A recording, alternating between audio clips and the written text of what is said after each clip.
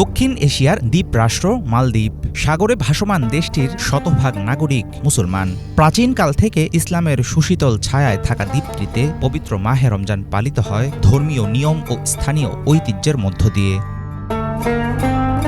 খেজুর দিয়ে রোজা ভাঙেন এখানকার মুসলমানরা। ইফতারকে এখানে বলা হয় রোয়াদা ভিলান নামে।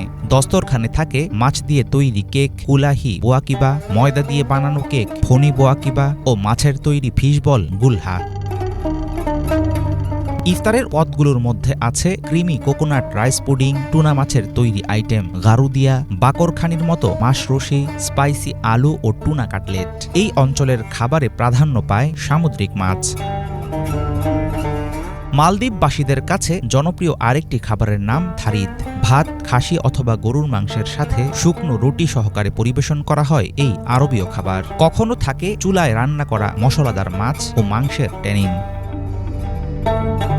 সেহরিতে মাছের টুকরো দিয়ে ভাপানো ভাত খান অনেকে, আবার কেউ কেউ খায় দই, চিনি, গম এবং শুকনো ফল দিয়ে সিরাপ। মালদ্বীপের প্রধান ফল নারকেল, তাই খাবারেও থাকে সেটার প্রভাব।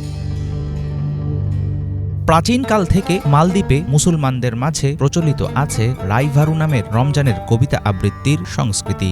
ইফতারের পর সুর করে কিছু ধর্মীয় শ্লোক পড়েন মুসল্লিরা। রমজানের আগে এখানকার ঘরবাড়িতে নতুন রং করা মালদ্বীপের পুরনো ঐতিহ্য।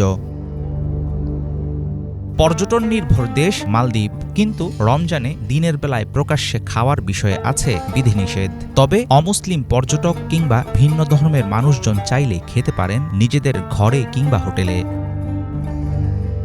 প্রতি বছর একটু করে পানির নিচে ডুবছে দ্বীপরাষ্ট্র মালদ্বীপ। ফলে একরকম অনিশ্চিত হয়ে পড়ছে অপরূপ সৌন্দর্যের লীলাভূমি এই দেশের ভবিষ্যৎ। এর মাঝেই মাহে রমজানে সিয়াম সাধনায় মশগুল থেকে দুনিয়া ও আখেরাতের সাফল্য কামনা করেন দেশটির ধর্মপ্রাণ মুসলমানেরা। হাফিজুল ইসলাম, বাংলা ভিশন।